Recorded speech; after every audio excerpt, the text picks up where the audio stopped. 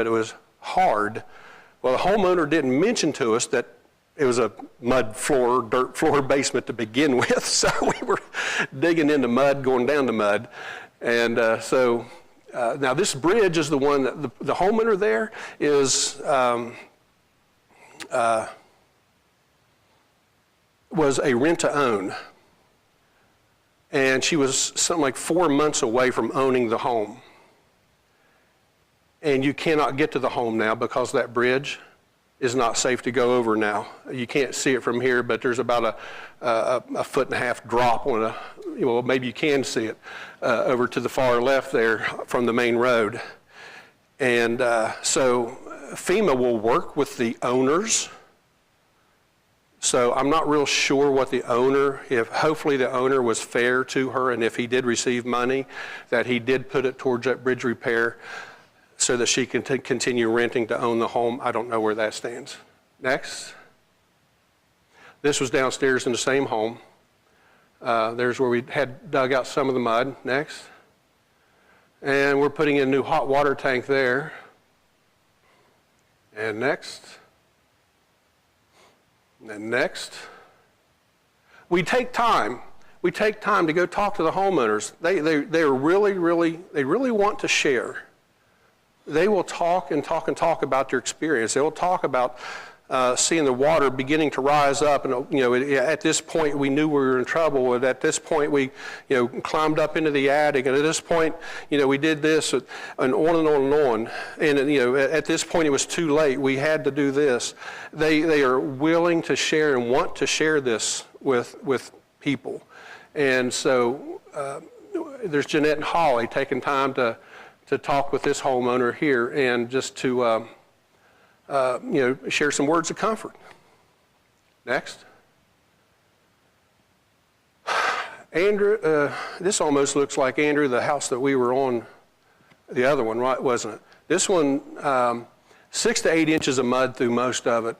This one had an entrance from the outside of, I don't know, 6 steps or so. We started a bucket brigade here on this. So we had people that was, well, you know what I'm saying. You had people that was digging and filling buckets. Some people, and then here it comes. You just start moving the bucket all across. We could start off with, practically a full bucket. And then it got to the point where, no more than 3/4 of a bucket. So we were wearing out. Then it got to the point where it was half a bucket. That's it. That's all. Because once we got to the steps, we then had to take it up the steps. Then we had to give it to somebody up there that then had to walk it to the creek and to throw it over the bank. So it was heavy and hard. Andrew was just over there. He was going at it. Five more buckets, I heard him say. So we'd send him 5 more empty buckets. Then after that, they come through. He says, just 4 more. It just seemed like he just never would. He was wanting to get it done, but some of the crew died, I think, before, but it got done. It got done. He was up towards the head, towards that, I don't know what kind of a tank that was there. I think maybe a large bladder for the water line or something. I'm not sure.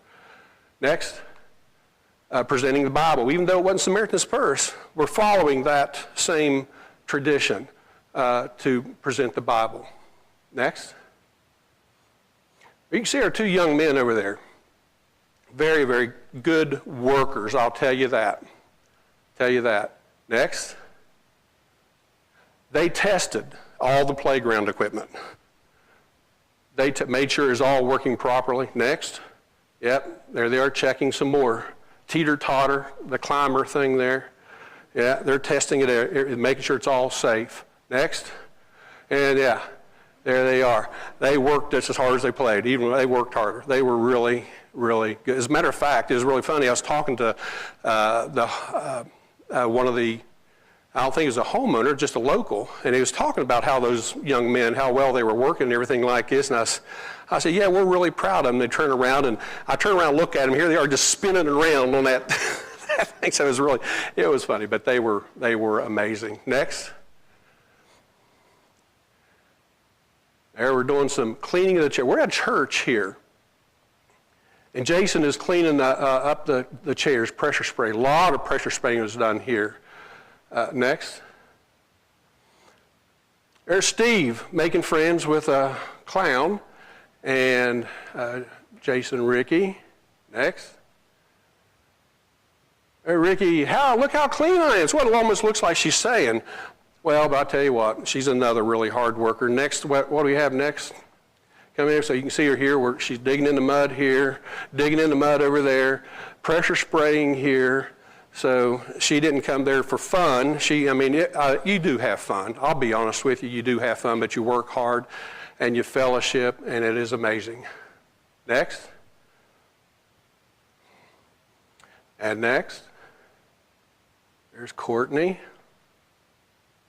Next.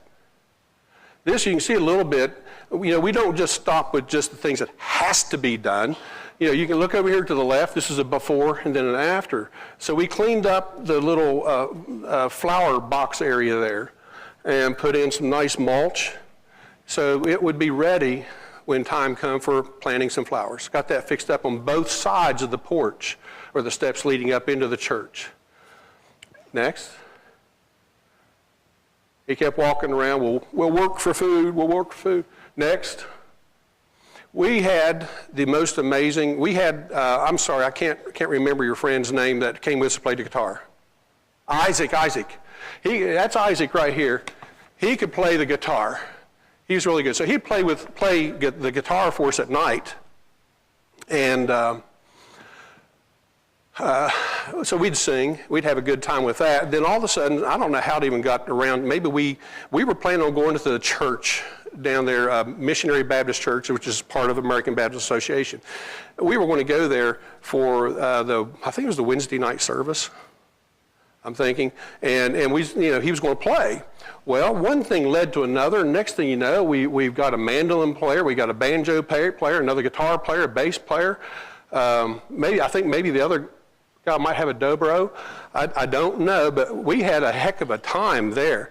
It was really some good music, and Ricky sang. It was really great. Next. There's Vicky. Vicky didn't go out and do any work at all. She stayed right there at the house, but she cooked all day long. She would get up early enough in the morning to fix us breakfast, and whenever we got back, we'd get cleaned up, and she had a huge meal set out there for us every day. That was, because, in my mind, I didn't even think about Vicky even considering going. In my mind, we was going to be going to Taco Bell every day for dinner. And I tell you what, that worked out absolutely beautifully. I mean, the place, you can see the place we're in. That was, I'll tell you about that. Go to the next one. Next slide. So here's where we'd fellowship together. You can see the guitar playing over there. This was a fairly good size, decent sized place. Not too many years ago, it was a gambling joint, a house of ill repute. Anything evil that you can think of, it was going on at this place. And the owners got caught up into something, so it went up for sale. And this missionary pair that had been missionaries all their lives, elderly crew, they were retiring from missionary work, they bought it. And half of it they turned into a church. Go to the next slide. And then the other half, they turned into just housing. Next. And next. I'll tell you about this, what I can remember. So they've turned this place into where they can house people that come there and help. And it just worked out perfectly for us. It has several rooms, several beds. It was an amazing place. Ricky had found this teddy bear, and maybe even also that little white one there also. She cleaned them all up. And it looked like brand new ones after she was done. And gave them back to, these are people from Missionary Baptist Church. And the Missionary Baptist Church was just up the road from where we were staying. Just, you could see it. So Clarence in a t-shirt, and I'm having a lot of trouble remembering the guy on the right. He was the pastor. You remember Vicky? but super, super nice people. They were a hub for the area, for taking things in that other people could come and get, cleaning supplies and so forth. Next. This, Rochelle found this old rusty saw blade, one of the big two-man types of things. And she asked if she could take it home with her. And I don't think anybody suspected that she was going to be bringing it back, but it was all rusted and everything. And you can see the top picture, that's a close-up of it. And it really tells the story of what we did while we were there. To the far right is the church, Missionary Baptist Church. Just past and next to it is the home that used to be gambling and drinking and everything else. Then I'm not sure about the middle, and then the other two probably are very similar to a couple of the homes that we worked at. So so she and I don't know if Roy went down with them as well. He might have been taking a picture, but they went back down and presented it. This is a couple that we worked at their house as well. Many of these people, I'll not say many, that might be a stretch, but some people down there, and you know, some people around here same way, really don't want to accept help from anyone. They think they can handle it themselves. Then they get overwhelmed and finally they give in. But, so next.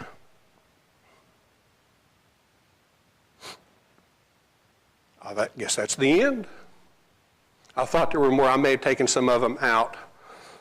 Now, but anyway, so there's going to be more mission trips coming. And I know I've already got, a couple people that's thought about doing some mission trips. And it's, and you've let me know to keep you in mind, and I'll certainly do that. Jeanette and I are going on one that we were invited to, going to Cuba next year. And so we're really looking forward to that. And so keep us in prayer on that.